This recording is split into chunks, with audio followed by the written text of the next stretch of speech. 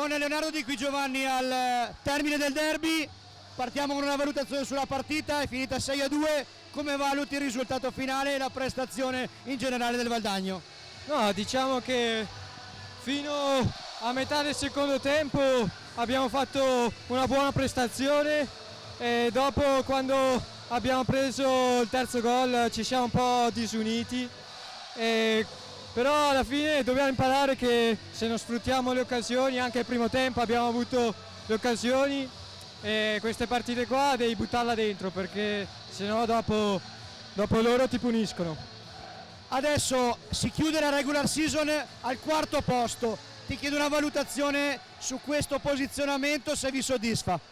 No, sicuramente il quarto posto era uno degli obiettivi di prestagione, perché volevamo giocare eventualmente la terza partita di playoff di quarti di finale in casa, e quindi siamo soddisfatti alla fine del risultato. Ora bisogna ricaricare un po' le energie, ma comunque ci faremo trovare pronti per i playoff. Si resetta tutto, adesso inizia un nuovo campionato, con che focus ci va il Valdagno?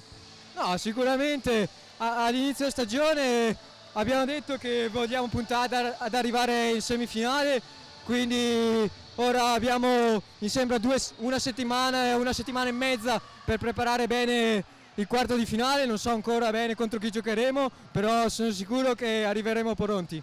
Grazie Leo, in bocca al lupo al Valdagno.